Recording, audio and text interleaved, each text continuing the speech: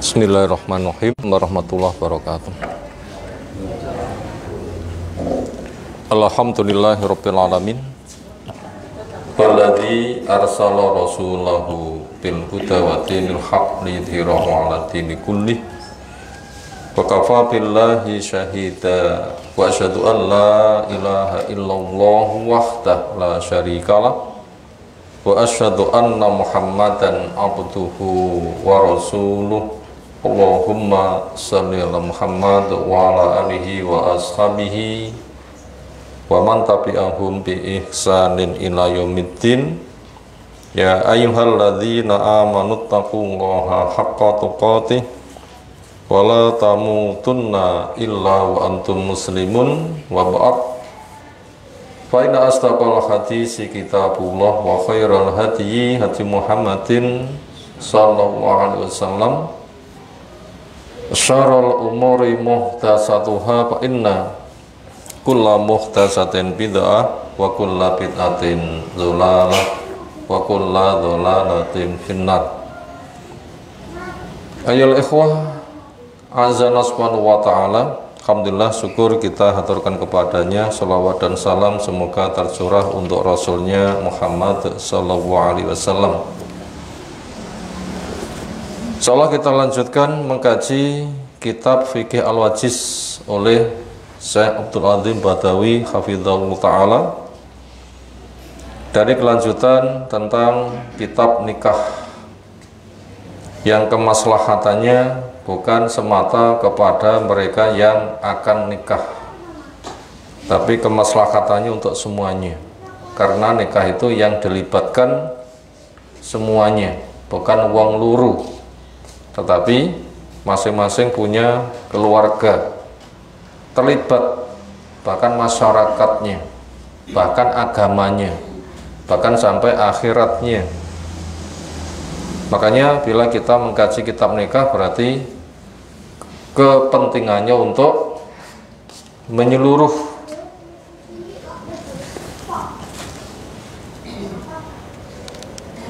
Bab terakhir yang kita kaji kemarin, kapan disuka pernikahan itu dilaksanakan. Secara umum kapan-kapan saja, dan itu supaya segera, kapan-kapan saja dan segera, kecuali sedang terikat manasik itu tidak boleh. Umroh belum selesai, haji belum selesai, lamaran, pernikahan tidak boleh. Sampai sudah nikah, jima pun juga tidak boleh ketika sedang terikat manasik umroh atau haji, kecuali ritualnya sudah selesai. Di luar dari itu, kapanpun orang menikah itu boleh. Yang dikisahkan di hadis itu ternyata dikerjakan di bulan Syawal. Kenapa? Aisyah cerita, di antara istri selepas Bu Khadijah yang paling dicintai, sinten? Aisyah radhiyallahu anha, itu ternyata dipilihkan di bulan Syawal. Kenapa alasannya? Karena masyarakat Arab nyirii sasi Syawal, maka itu diberantas oleh Nabi SAW. Nyirii sasi Syawal, maka itu diberantas. Kalau ada waktu yang lain masyarakat nyiri, maka itu pun juga harus diberantas. Lek wong Jawa sasi napa sing dadi sirian, selorimin, jadi diseseli barang olo, walat, railok, atau berbagai macam resiko dikhawatirkan, sial, termasuk juga suro. Padahal Dzulqa'dah wong Jawa jenenge selo, suro nika Muharram, sami-sami bulan haram, bulan mulia, kudune malah luwih gede pahalane, malah di siri. Napa malih kan disiri? Termasuk petung sing disiri itu juga harus dibuang. Urusan neton, depe omah nunggal wong napa mboten, dipisah dalan gedhe napa mboten, desa kono karo desa kene sing wis rabi pira, lek wis pira gak oleh. Itu termasuk perkara sing disiri, itu namanya membuat peraturan baru yang seperti itu juga harus dihapus. Karena yang membuat langit bumi itu Allah, yang ngatur juga Allah, maka termasuk waktu pernikahan itu juga syariat Allah, maka waktunya pun juga ya Allah halalkan. Selagi Allah halalkan jangan diharamkan. Apa ya Allah haramkan ya jangan dihalalkan. Dan masing-masing dari kita siap, entah kita sebagai orang tua, entah kita sebagai tokoh masyarakat, entah kita sebagai anggota masyarakat, atau kita sebagai pelaku. Makanya semuanya bekerja sama untuk menghalalkan apa yang Allah halalkan dan mengharamkan apa yang Allah haramkan. Tidak boleh membuat halal haram niku gawian karangan sakarepe dewi, tradisi masyarakat, warisan dari leluhur dan macam-macam. Itu harus dihilangkan. Dan itu termasuk jenis tatoyur, yaitu menetapkan sebuah sikap dengan gejala lingkungan. Lek gejalane ngene berarti harapannya apik, lek gejalane ngene harapannya elek. Sing dadi percontohan pertama tatoyur niku manuk, tiyang gadah kajat budal apa ora niku golek encoke manuk. Lek mibure nengen berarti ditakwil bejo. Lek mibure ngiwa ditakwil cilaka. Lek mibure lurus to menengai. Napa takwile? Baleni. Lek perlu mungkin manuke ditaleni ben mibur nengen ngoten niki. Nek sing ra cocok ditaleni mibur ngiwa. Lek naleni bareng malah sutange katuk ngiwa nengen, manuke malah mati ngoten niki. Nggih rebutan manuke. Itu jelas contoh agama akal-akalan yang seperti itu tidak diizinkan. Itu diantara kenapa Nabi SAW memilih wonten sasi Syawal, itu permasalahannya karena masyarakat setempat menjadikan waktu pantangan, gak oleh dilanggar, nanti resikonya begini begitu. Sementara itu bukan dari Allah, itu hasil karangan, maka itu dihapus. Kenapa? Islam datang dengan kriteria tidak boleh dicampur dengan tradisi. Islam ya Islam, tradisi tidak boleh dimasukkan. Sekira sejalan ya monggo, tapi bila tidak sejalan, tradisi itu harus dikalahkan. Jangan sampai agama yang dikalahkan. Yang ada adalah udkhulu fis silmi kafatan, masuklah di dalam Islam secara menyeluruh. Judul berikutnya, ma yustahabu fi'luhu idza dakhala ala zaujatihi. Tuntunan apa yang disuka ketika laki perempuan setelah diijabkan itu ketemu pertama kali? Apa yang diperbuat di malam pertama? Tasih gadah nostalgia napa mboten? Lali nggih. Dhisik malam pertamaku piye ngoten, lali nggih.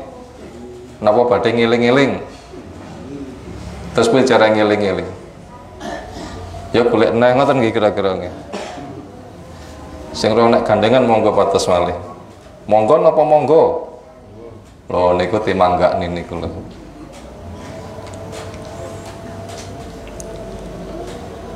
Ternyata sampai ketemuan pertama atau masuk malam pertama pun juga sudah ada tuntunannya. Ini menunjukkan lengkapnya Islam.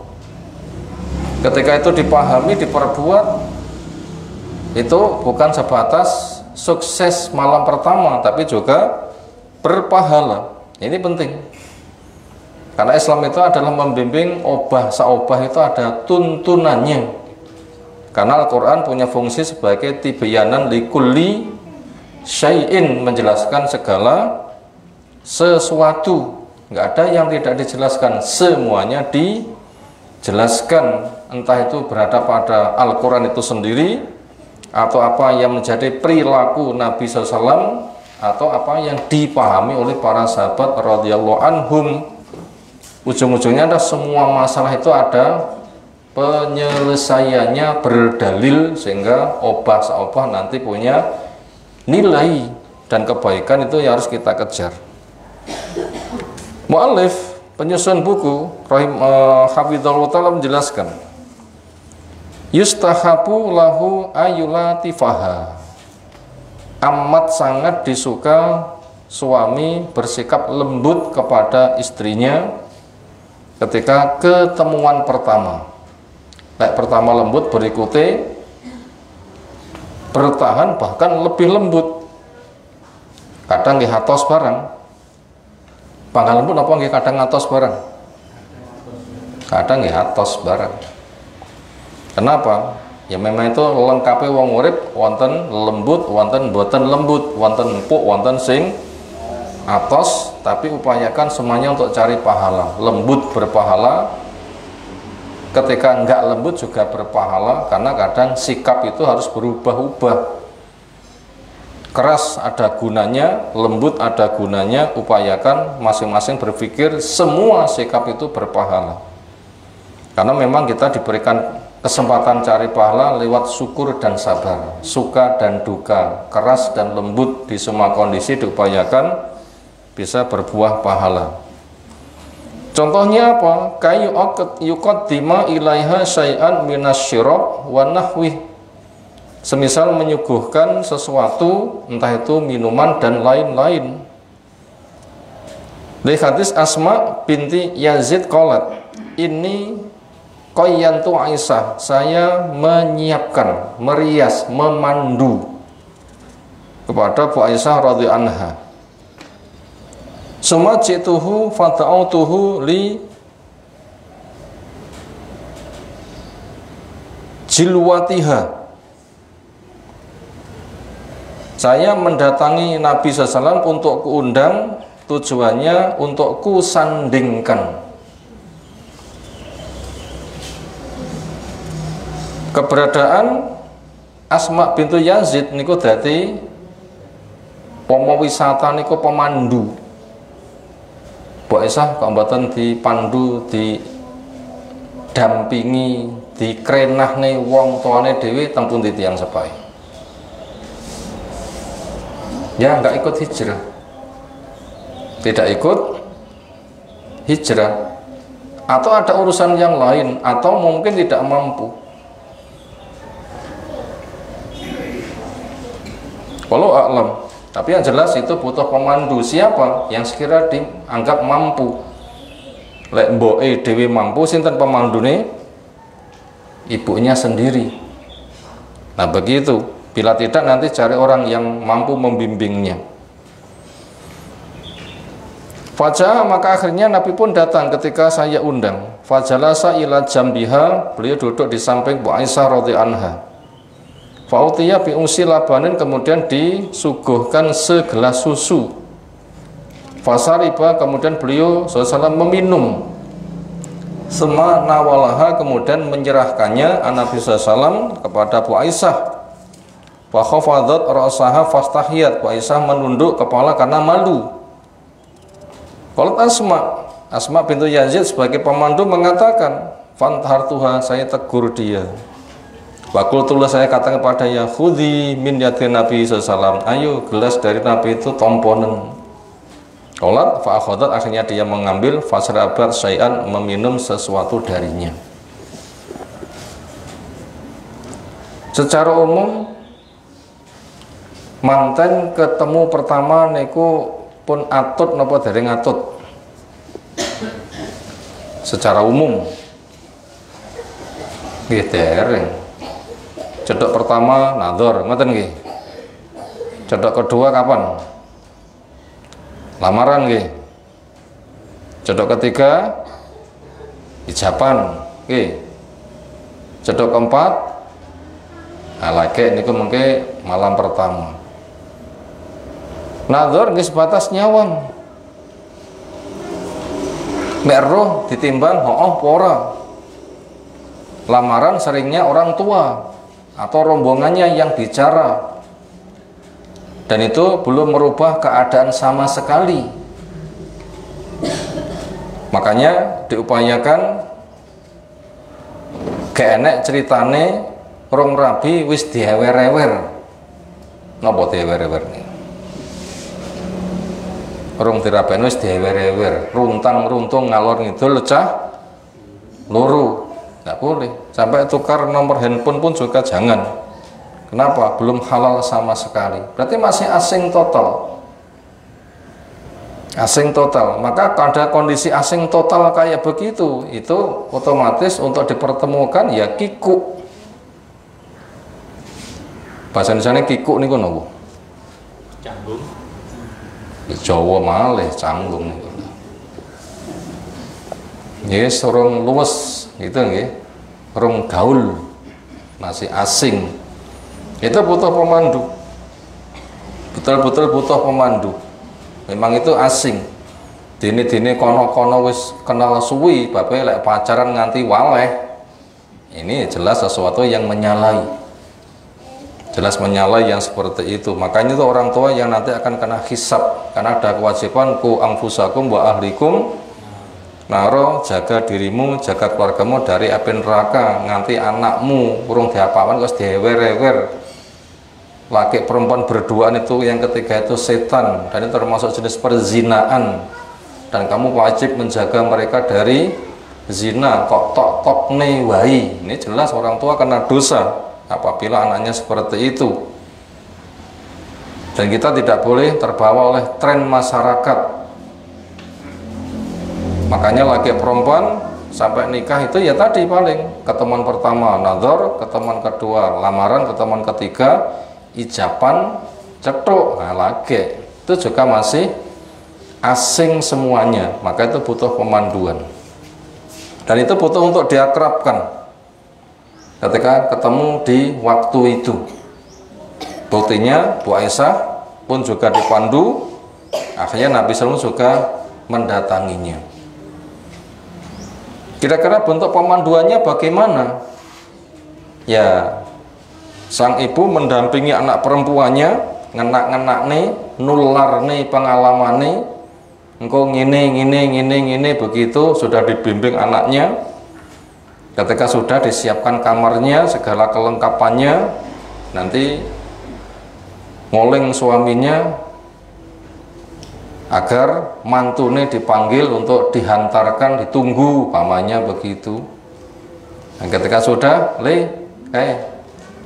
ditunggu istrimu nek kono kae, kamare sing kae, dan seterusnya. Kemudian silahkan masuk. Kemudian disitulah mereka terjadi mulai pertemuan pertama secara khusus. Itu juga ada langkah-langkahnya. Ternyata Nabi SAW ketika ketemu seperti itu adalah disuguhi minuman, meminum, kemudian menyerahkan. Otomatis juga bersama omongan, obrolan yang lain-lain. Cerita apa, ini, itu, ujung-ujungnya nanti dua orang itu menjadi akrab. Atau acara keluarga ngelumpuk bareng untuk ngobrol. Ketika sudah selesai, tinggal berdua, tinggal ngalih. Atau mantane pisan niku melu ulih-ulih, saged nggih mantane melu ulih-ulih. Biasanya kan golek silian tanggane nggih. Silian apa? Nggih senes kursi ini mosok engko mantane kon mikul kursi gitu.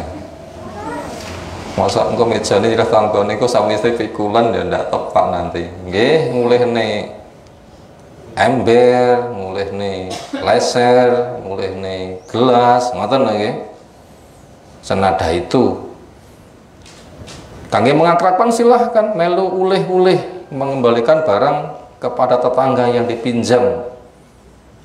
Tidak perlu pas bengi-bengi, mungkin dengan mari mulai berduaan, tidak perlu mungkin gendong, ngoten nggih. Mulai akrab niku mriki. Atau didendeni enek opo mulai wedi. Sehingga nanti biar lebih akrab lagi misalnya. Atau diajak keluar untuk beli apa, makan bakso bareng, ujung-ujungnya adalah diakrabkan hubungan mereka apabila mereka masih amat sangat asing. Maka di antara media yang ada disuguhi minum satu gelas untuk minum bersama, itu nanti akan mengakrabkannya. Berikutnya, wayam bagi ayyatu'a yatahu ala muqaddami ra'siha, supaya si suami meletakkan tangannya di ubun-ubun istrinya. Wa yusammillaha ta'ala, menyebut bismillah. Wa yada'u bil barakati, mendoakan keberkahan. Wa yaqulu ma ja'a fi qawlihi,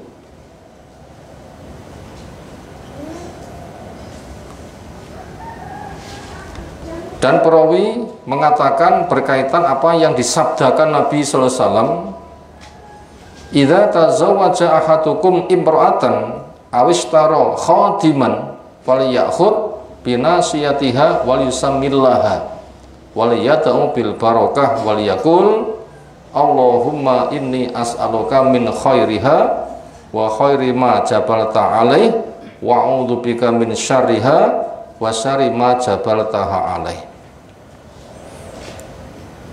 Apabila satu di antara kamu menikahi perempuan atau membeli budak atau kendaraan, maka supaya memegang ubun-ubunnya, menyebut bismillah dan mendoakan keberkahan, yaitu ya Allah, saya minta kepadamu kebaikan istriku, kebaikan apa yang kau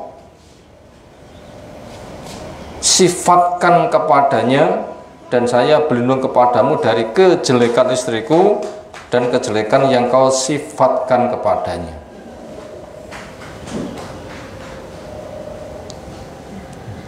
Donga memegang ubun-ubun niki kalih salatipun dhisik pundi? Bab nanti kita baca hadis bawahnya, nanti ada salat.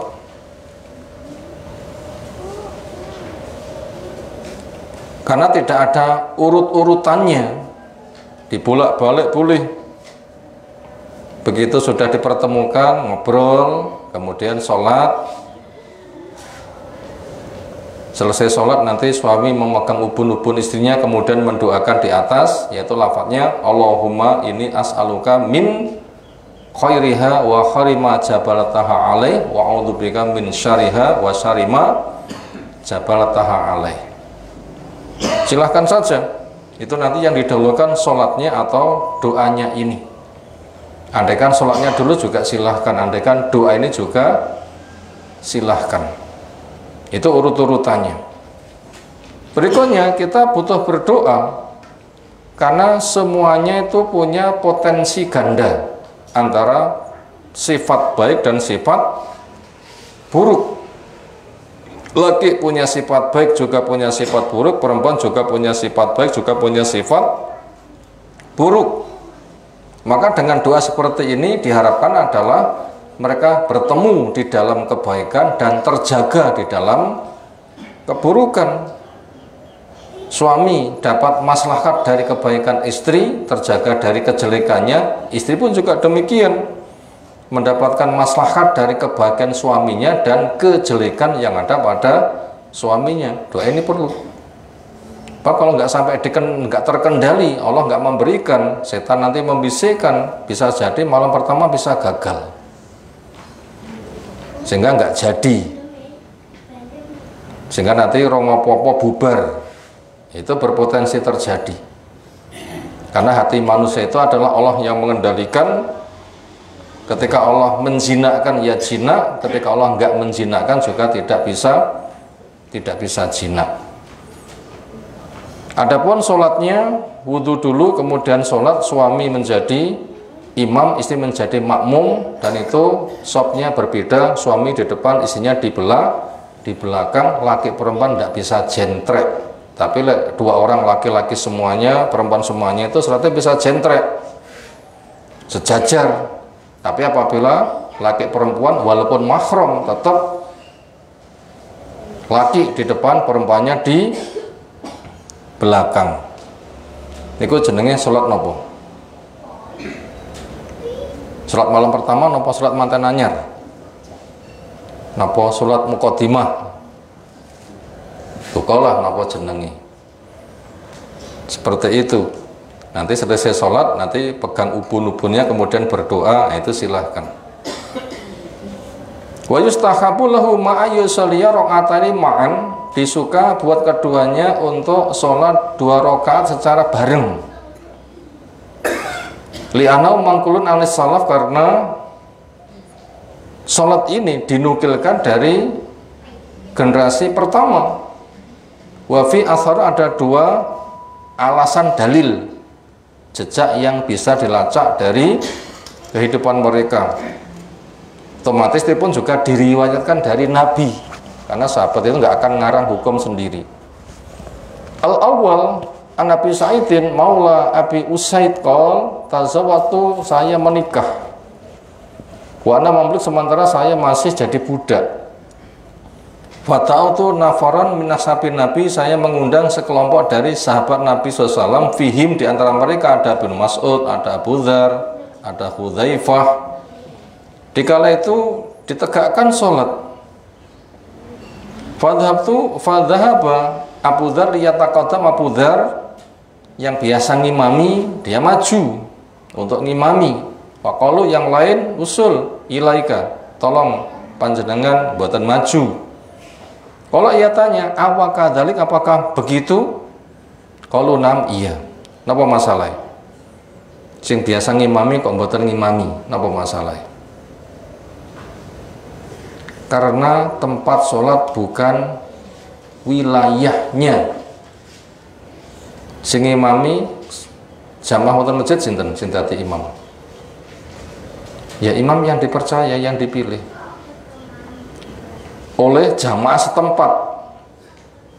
Walaupun orang itu sudah terbiasa ngimami, tapi mampir di masjid orang lain itu tidak boleh ngimami, kecuali oleh tuan rumah diminta. Nah begitu. Daleme Kediri, kadah keperluan dolan teng Tulungagung, wonten Tulungagung masuk ke masjid. King Kediri asal mboten ngimami, nggak boleh, karena di Tulungagung itu sudah ada imamnya. Kecuali mereka meminta, tolong Pak, panjenengan sing ngimami, itu urusan lain. Maka di sini di rumah mempelai bukan rumahnya Abu Dzar, maka Abu Dzar nggak boleh ngimami. Yang ngimami siapa? Tuan rumah. Yang ngimami tuan rumah. Kecuali bila memang tuan rumah mengizinkan, meminta kepada sapa sing disepuh nih untuk ngimami. Qala fataqaddamtu bihi, maka akhirnya saya maju di depan mereka. Wa ana abdun mamluk, saya masih jadi budak di kala itu. Wa alamuni, dan mereka mengajari kepada saya. Faqalu idza dakhala alaika ahluk, apabila keluargamu sudah dipertemukan dengan kamu, fasolli rakaataini, sholato 2 rakaat. Summa salillaha min khairi ma dakhala alaik, kemudian mintalah kepada Allah kebaikan dari yang dimiliki oleh istrimu. Wa ta'awwad bihi min syarihi, dan berlindung kepada Allah dari kejelekan istrimu. Summa sa'nuka wa nu ahliha, berikutnya itu urusan pribadi. Dilihat dari bahasa ini, itu sholatnya duluan. Ketika sudah sholat, baru nanti memegang ubun-ubun, kemudian mendoakan. Nah begitu. Kemudian doa seperti ini bukan sebatas untuk temanten baru saja. Orang punya budak atau orang itu beli kendaraan, ketika sudah diserahkan sebaiknya didoakan dulu. Tidak perlu tuku kewan, napa pitik, napa wedhus, napa sapi, pun diternet atau konggen. Tidak perlu saat ini pun telepon lebok nih teng kandang dinapak nih. Donga dhisik. Laman as'aluka khairoha wa khair ma jabalta alai wa a'udzubika min syarriha wa syarri ma jabalta alai. Nek perlu tuku kendaraan yang ngoten, Sepeda napa sepeda motor napa mobil. Sing dipun cekel napa ne?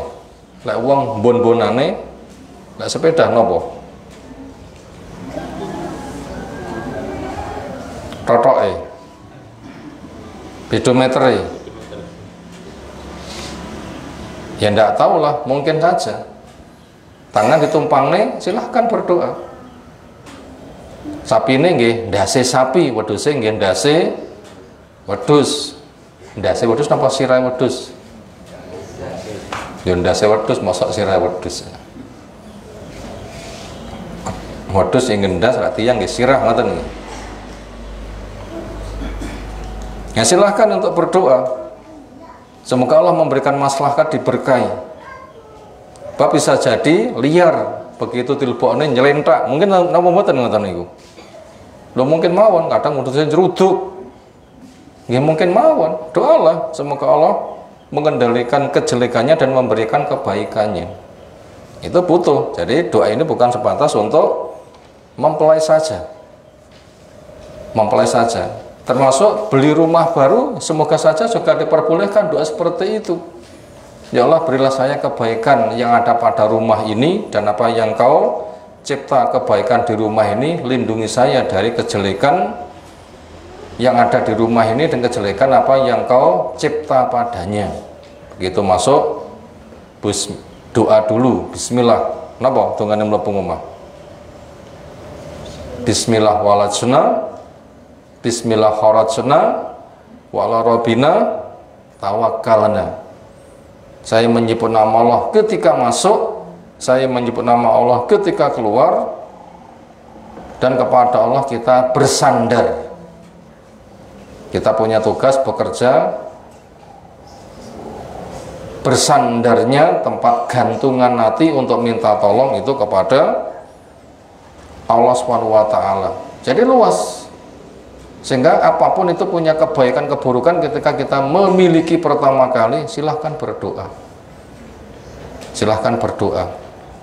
Kemudian bila ada orangnya ditambah dengan salam assalamualaikum. Bila nggak ada orangnya, ketika masuk rumah berucap assalamu alaina wa ala ibadillahi sholihin. Itu lek mlebu jero omah mboten wonten wongi. Lek nek wongi nggih assalamualaikum, lek mboten wonten wongi napa? Assalamu alaina wa ala ibadillahi sholihin. Keselamatan semoga Allah curahkan pada kita dan pada hamba-hamba Allah yang soleh. Salat selesai, pegang ubun-ubunnya didoakan. Setelah itu adalah urusan pribadi mereka berdua. Itu tadi asar yang pertama. Asani yang kedua, yang itu riwayatnya adalah dengan derajat hasan, ada di Ibnu Majah, juga ada Abu Dawud. Yang kedua, an Sadiq radhiyallahu anhu, ja'a rajulun, datang seseorang, yuqalu lahu Abu Haris, dikenal namanya Abu Haris. Maka ia cerita, ini tasawwatu mrojariyatan syabatan aibikron, saya menikahi gadis yang masih perawan. Wa ini akhafu an tafrukani, saya khawatir dia membenci saya. Karena menikahi gadis kalih janda niku alame beda. Alame janda lek pancen rabi niku pancen butuh, gadah pengalaman, cocok karek tandang. Tapi lek gadis ora mesti wis butuh. Kadang digolekni rodok tergiring, minimal belum pengalaman, minimal itu belum pengalaman. Makanya ketika belum pengalaman itu masih mencari jati diri. Kadang apik disangka elek, elek disangka apik. Karena belum pernah bergaul lawan jenis, mereka belum memiliki rambu-rambu bagaimana pembawaan masing-masing, cara bergaul. Itu bisa jadi kesentuh sedikit terjadi masalah. Makanya itu dikhawatirkan dia nanti akan membenci, karena memang masih asing, butuh adaptasi. Nah, maka supaya keadaan yang masih asing seperti itu terkendali, bagaimana? Faqala Abdullah yakni Ibnu Mas'ud, inna al-ilfa minallah, sesungguhnya sikap lembut itu pemberian dari Allah. Wal firqa minasyaiton, dan sifat keras itu dari setan sing ngujuk-ngujui. Yuridu ayyukariha ilaikum ma ahalallahu lakum, setan menginginkan untuk membikin kamu benci pada perkara yang dihalalkan. Jadi penggaweane setan itu bertolak belakang. Rong rabi didorong-dorong kon cedek, dihiaskan indah, malah pacaran, tidak perlu sudah terjadi pergaulan sebelum nikah. Kenapa? Gak kuat ngempet. Itu bisa jadi setan berkecimpung, dorong-dorong. Ketika sudah menikah, setan mungkin sebaliknya. Piye carane? Iki pisah. Piye carane pisah? Maka diantara bentuk sihir adalah yufariqu bainal mar'i wa zauji. Setan berusaha ngujuk-ngujui biar terjadi perceraian. Memang setan itu ngerusak. Rong halal didorong-dorong biar dosa, wis halal didorong-dorong biar cerai. Memang gitu kerja setan. Maka untuk menanggulangi seperti itu, kita butuh memiliki benteng supaya nggak menjadi orang yang kena dampak dari gangguan setan. Maka doa itu merupakan pembentengan, dan itu perlu. Faida atatka fa'murha antasuriya waro'at rok'atain. Bila kamu sudah disandingkan kepadanya, ajak dia untuk sholat sebanyak 2 rakaat. Zata fi riwayatin ukhra an Ibnu Mas'ud wa kul, setelah sholat selesai doanya adalah Allahumma barik li fi ahli wa barik lahum fiyya. Ya Allah, berkailah buat saya berkaitan keluargaku, dan berkailah buat mereka berkaitan dengan saya. Allahumma ajbanana ma jama'ata bi khair wa farid bainana idza faraqta ila khair. Yalah, apabila pertemuan kami ini bermanfaat, maka mudahkan dan beri kebaikan di dalam pertemuan ini. Sekira pantasnya pisah, nanti pun juga supaya pisah juga dengan baik-baik. Jadi potensi wong rabi niku lancar utawi mboten lancar niku mungkin. Tapi yang kita minta itu adalah kebaikannya. Andaikan terus yang baik, andaikan ada sebuah sebab pisah, juga pisah yang baik-baik. Itu tadi 2 hadis membimbing kepada kita adanya sholat ketika laki perempuan dinikahkan, sudah ketemu, selesai sholat, maka di sana adalah mendoakan sambil memegang ubun-ubun istrinya. Yang sebelumnya diawali dengan diakrabkan sambil makan-makan. Ketika sudah seperti itu, seolah keduanya sudah terbawa kepada kondisi, sehingga untuk berikutnya mereka sudah adaptasi, sehingga kepentingan mereka pribadi nanti bisa berjalan dengan baik. Ada sebuah peristiwa untuk mempertemukan 2 orang ini, enek sing juga sulit dan lucu. Malam pertama niku mantane setri mboten purun dicethuk nih. Mangga dusel bubuk karo ibuke. Kalau ditunggu bojomu, malah nangis ngoten niku. Malah nangis. Nek jenengan dadi kakunge malam pertama jebule bojone mboten purun nyusul, jaluk dikeluarin mboke terus mesti kira-kira. Parani, junjung. Itu ada, sehingga malam pertama itu gagal. Istrinya gak mau. Kenapa? Ya mungkin punya pembawaan super malu. Ya itu memang orang asing total. Awalnya ketemu ya masih baru saja, belum luwes. Sampai besoknya diantarkan kepada keluarga laki-laki pun juga sama. Begitu jadi tunggone sing ngeterne cek tenang-tenang saja, begitu sing ngeterne mantan mulih, yo njaluk mulih. Repot mboten? Lho repot. Nganti keluargane ku nunggu suwi iki jane nyapa to wayah mulih ora mulih-mulih, jebule ngerih-ngerih anake. Napa? Eterne melu mulih ya nggih. Dong-edong nggih gelem dipun tinggal dipun janjeni wis to raketan sewengi nek kene dhisik wong mulih ya sesuk wae lah, tapi aja saiki donge rada gelem tinggal mulih sudan tangis donge sampun ngalih jam mlebu omah mboten purun panggahne emper malah ngamplok soko ngoten lho nggih. Lho ngoten iki nggih wonten. Repot mboten? Lho repot. Ngoten niku nggih wonten. Ingkang semisal ngoten niku gadah cerita piyambak-piyambak. Makanya itu penting untuk mempertemukan dua insan yang berbeda yang penting sekali. Mbok pilih kangge tiyang sing sampun kagungan pengalaman njodhoni iwak lele. Niku mesti gampang jodoh napa nggih tau tukaran iwake. Lho, iwak saged tukaran lho nggih. Iwak lanang wedok dijodhokne niku iso tukaran. Lah sing gampang ya gampang. Begitu keluar sel telurnya ada pembuahan, ada juga sing nganti gelut, nganti dedel duel pejantan maupun betinanya.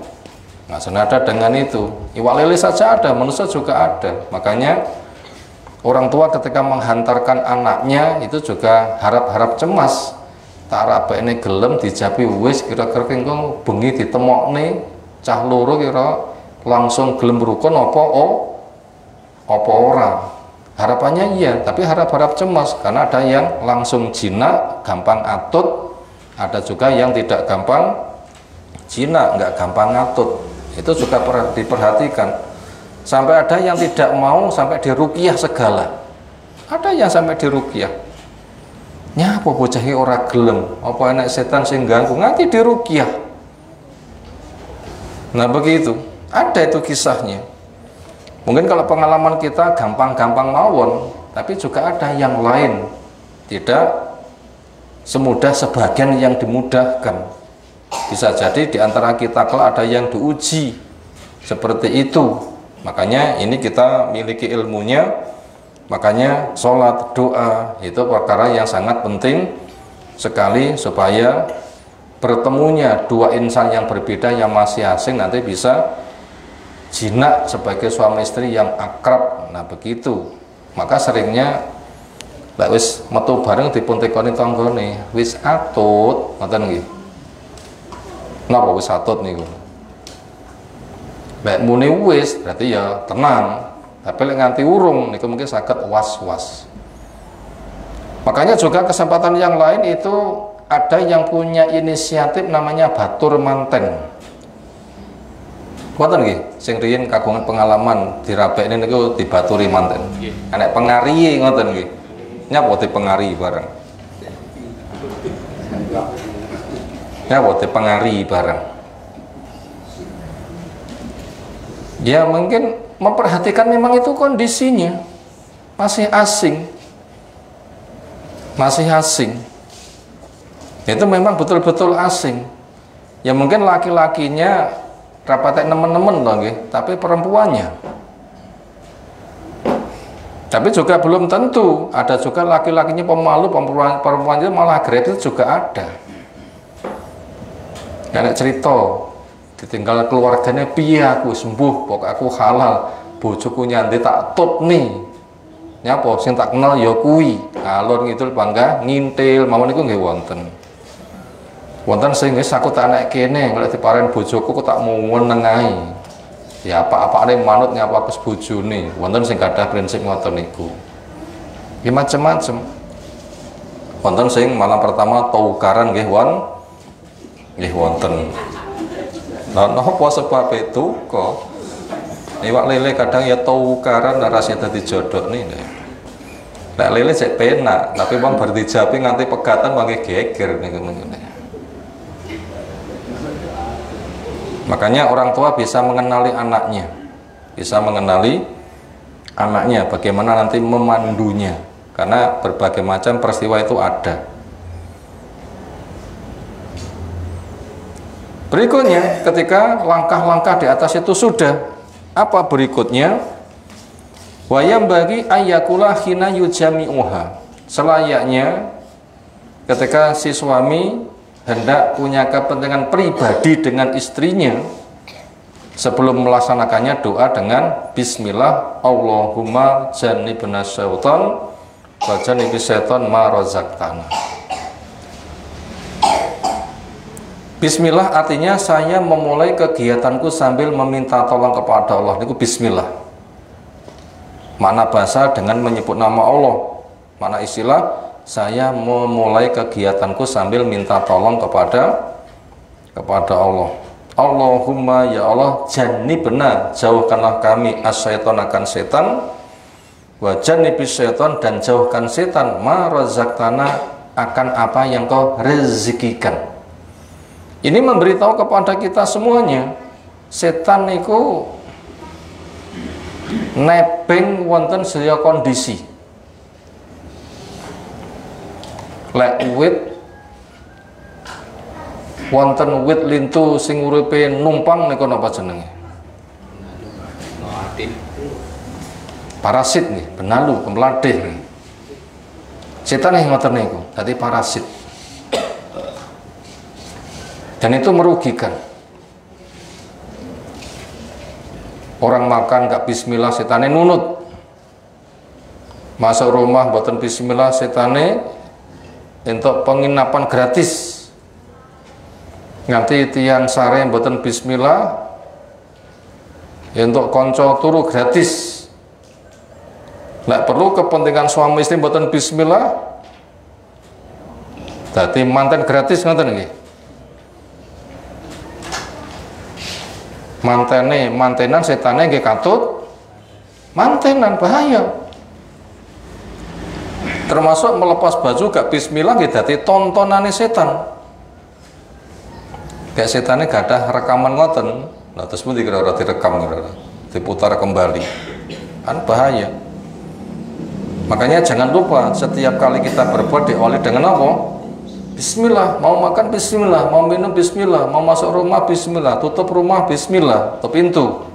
Berangkat kemana bismillah, mau masuk kamar mandi bismillah, mau melepas baju bismillah, mau pakai baju bismillah, ngibasi tempat tidur atau tiduri pun juga bismillah. Kepentingan suami istri nggih bismillah. Pun ngantos gak ada alasan was selak keblot ra kober ngoten nggih. Nggih mboten angsal. Wong pitik mawon menika nggih sabar nggih. Pitik niku langsung napa nggih wonten mukadimah. Gayane ceker-ceker, kluruk, ngoten nggih. Nggih babane teko melu nutul, SDRI. Rompatek gelem tinggal ngalih, kluruk mare, ceker, teko, nutul bareng. Kan malah gulet nggih suwe-suwe nggih. Malah akrab malah gulet. Wedhus mangke ngoten. Nggih, wedhus nggih ngoten niku.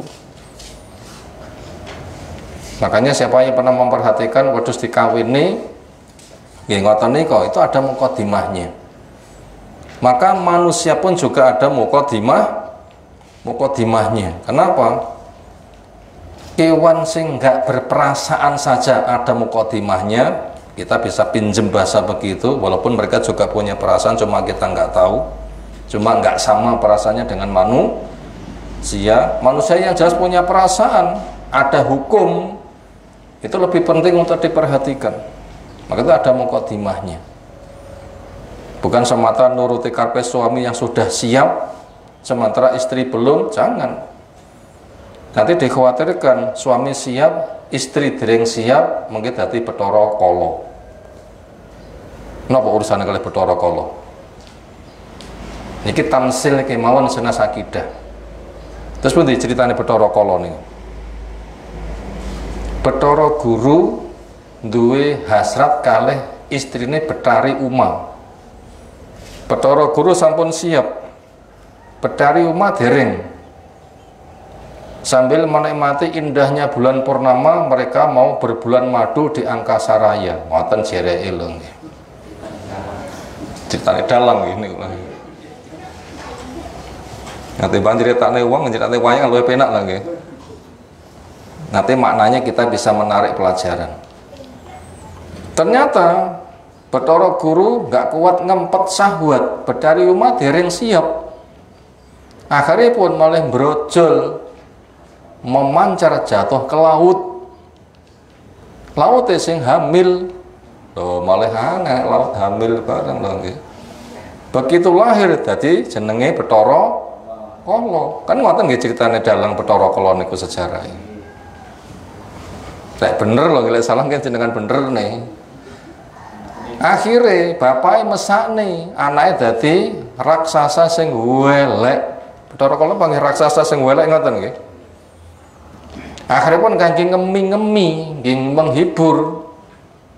Niku malah dipun cepaki jatah pangane napa? Sapa-sapa lahir ontang-anting. Lanang apa wedok utawa sendang kapit pancuran kapit sendang utawa Pandhawa 5 napa Pandhawa 5? Anak 5 lanang kabeh nggih. Lek anak 6 lanang kabeh napa jenenge? Lek sendang kapit pancuran niku napa? Anak telu sing tengah wedok ngoten nggih. Lek pancuran kapit sendang. Anak telu sing tengah lanang niku istilahnya wong Jawa. Niku jereke lek mboten diruwat dadi napa? Panganane Bathara Kala. Niku cerita napa malih rono niku? Cerita sejarah Bathara Kala. Bathara Guru siap, Betari umat dereng siap, ngoten lho nggih. Makanya duanya itu butuh siap.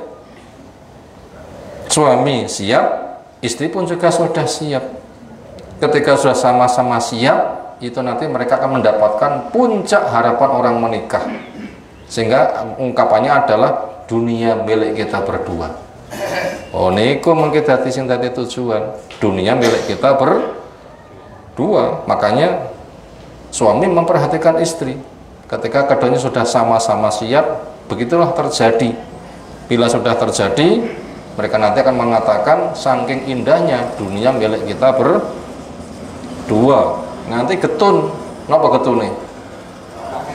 Nah iya, ngerti yang ini nyapora kayak dhisik-dhisik. Getun niku mimalian. Nyapo aku mesti tarik rapi wangel nganti minggat pisan. Ngerti yang ini rasa minggat. Niku kadang bahasane getune nggih ngoten niku. Nah ternyata setan pun juga hadir pada kepentingan mereka berdua. Makanya supaya setan terkendali, maka doa di atas itu perlu. Bismillah menyebabkan setan nggak bisa masuk, nggak bisa melihat, sehingga kepentingan suami istri tidak ada parasitnya. Setan tidak numpang kepentingan. Bisa jadi acara sudah selesai, tapi perasaan istri suami masih menggauli, mungkin. Maka suami sampun gleser ngorok, ini kok panggah rumoso digauli, sinten lek ngoten. Loh, mungkin itu setan. Niku mungkin terjadi.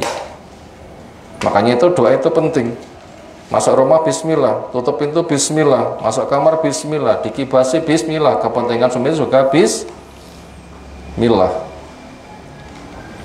Itu fadilahnya apa? Apabila orang itu punya kepentingan pribadi berdoa, bismillah, Allahumma jannibna syaitan wa jannibi syaitan marozak tanah. Fadilahnya adalah fa in qudiya bainahuma waladun, apabila ditakdirkan keduanya itu ada anak, lam yadurruhu asyaitanu abada, setan tidak membahayakan selama-lamanya.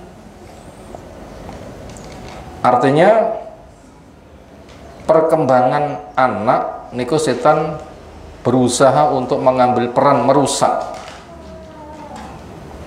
Mungkin buatan bismillah berusaha sperma sel telur buatan dipertemukan sehingga nggak terjadi kehamilan. Mungkin toh nggih? Atau sperma dirusak, sel telur dirusak. Kenapa? Setan masuk, mungkin. Atau bila ditakdirkan juga jadi kehamilan, bisa jadi hamilnya hilang. Wonten nggih ceritane yang hamil hilang? Mungkin. Karena setan pun juga diberikan kepakaran di bidangnya. Kayak kisah pemindahan Ratu Bilqis apa Balqis? Kisah Nabi Sulaiman niku. Saking Yaman teng Sam niku perjalanannya berapa kilo? Ribuan kilo.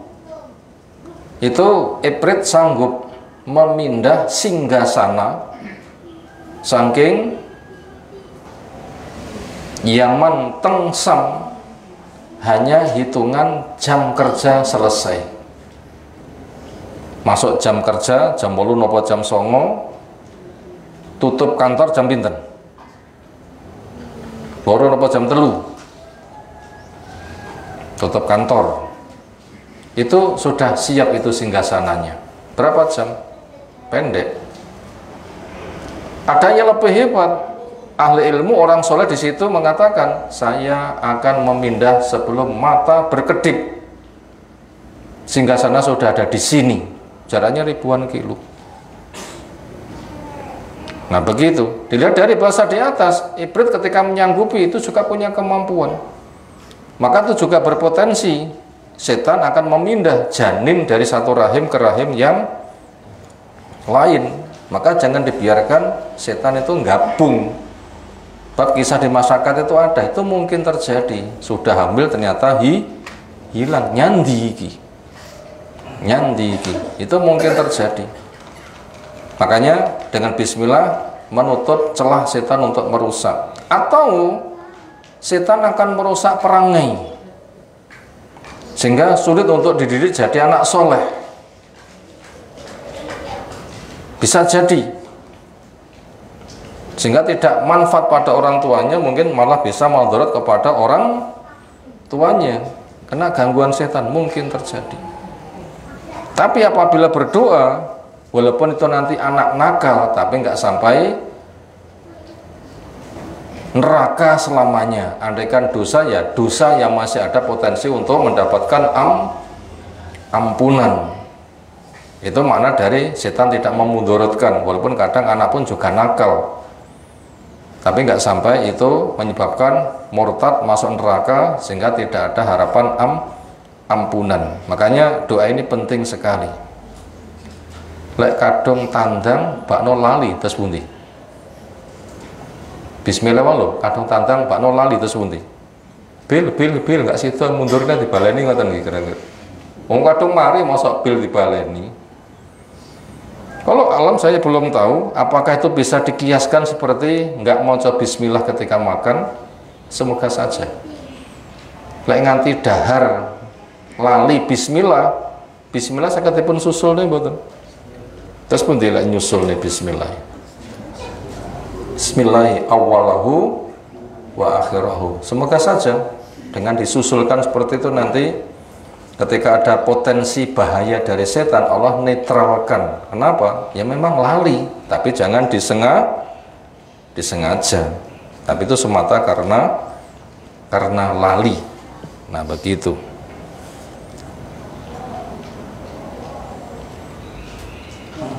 Nah sebelum kita lanjutkan, mungkin dari apa yang telah kita sampaikan ada tanggapan dulu, silahkan.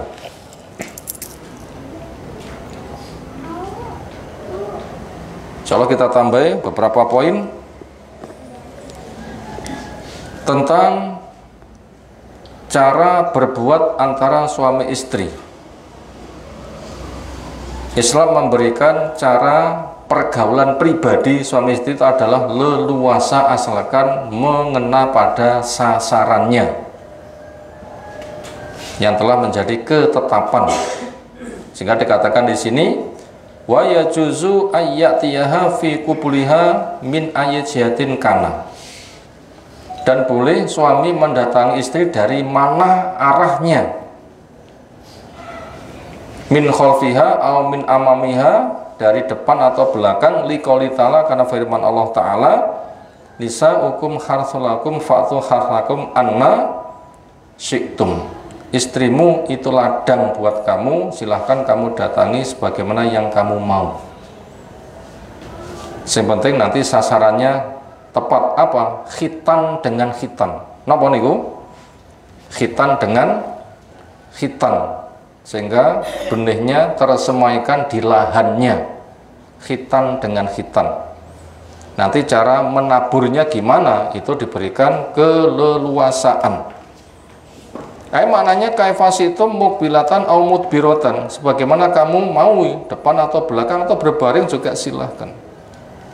An Jabir radhiyallahu anhu kanat al yahud taqul, Yahudi mengatakan, idza ata rajul imra'atahu min duburiha fi kubuliha kana al walatu ahwal fa nazalat nisaukum kharthalakum fatu kharthakum anna syi'tum. Orang Yahudi punya keyakinan bila suami mendatangi istrinya walaupun khitan dengan khitan, cuma itu dari belakang, katanya anaknya nanti akan juling. Basa Jawane kira.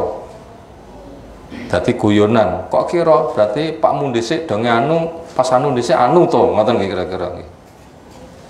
Itu sebuah keyakinan yang ditolak. Kira tidak ada urusan dengan cara perbuatan suami istri. Lalu berkaitan dengan itu turun ayat nisaukum harthulakum fa'tu harthakum anna syi'tum. Nah, berkaitan ini ada hadis agak panjang. Saya sampaikan rangkumannya. Orang Ansor Madinah itu lama bergaul dengan Yahudi, dikenal ahli ilmu, sehingga urusan agama adab itu banyak niru kepada orang Yahudi. Sementara orang Muhajir itu tidak terikat, yang penting khitan dengan khitan, itu caranya gimana bebas, lek perlu istilahnya 1000 gaya. Lalu terjadilah pernikahan, perempuannya dari Ansor, laki-lakinya dari Muhajir.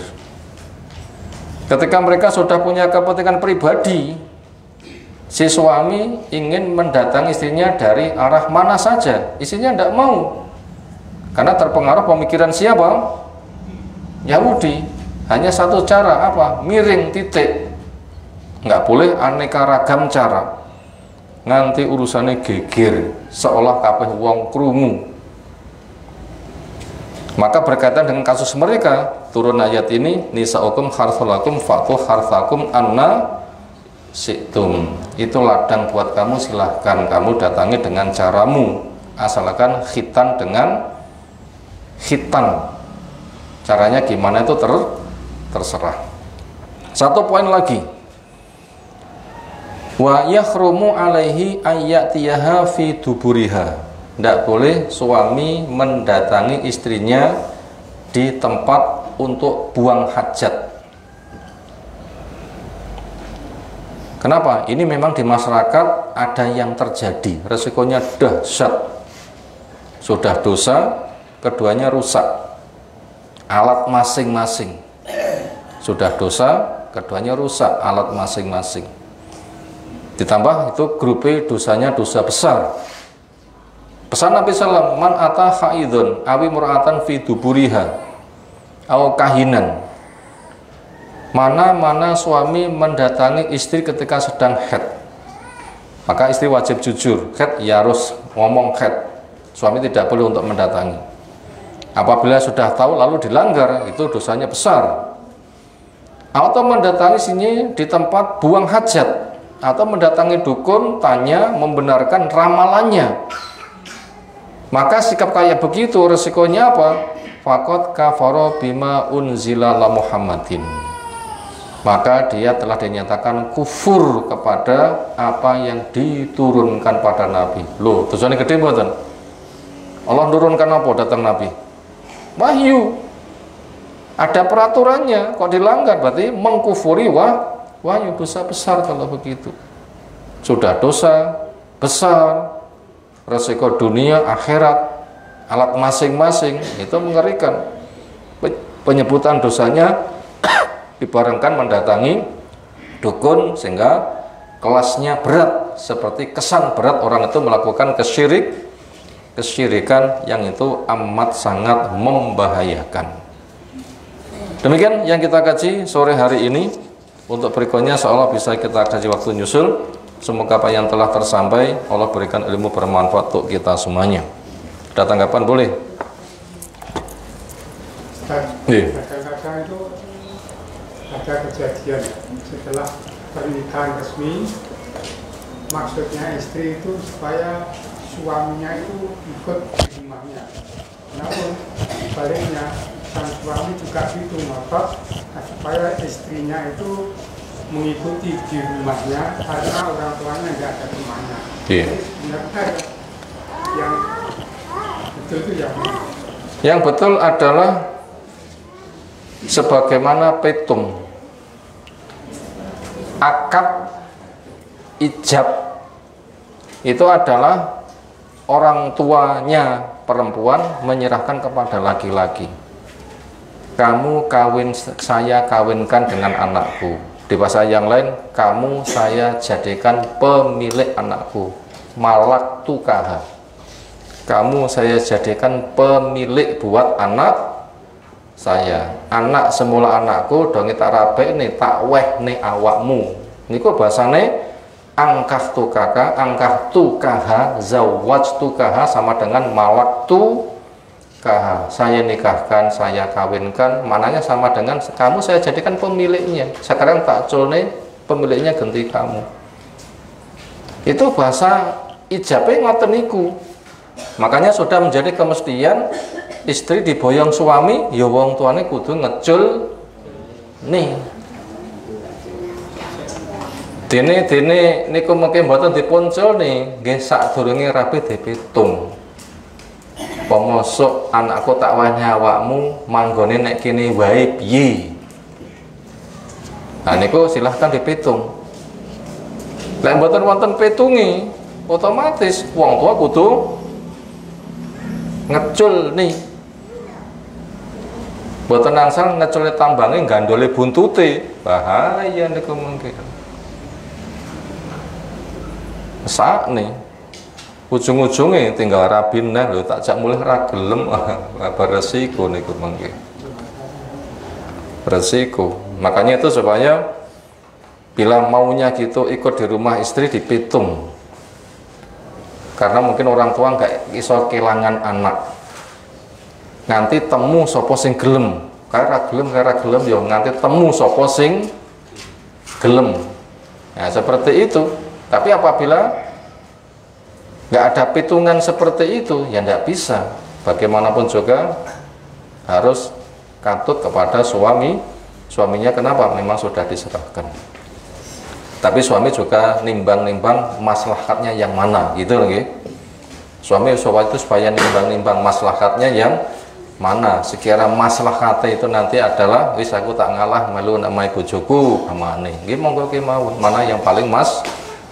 Tapi secara hak-hakan adalah orang tua lepas suami yang punya hak itu secara hak-hakan. Tapi bagaimana lihat kondisi yang paling maslahat saja. Demikian, subhanakallahumma bihamdika asyhadu an la ilaha illa anta astaghfiruka wa atubu ilaik. Assalamualaikum warahmatullahi wabarakatuh.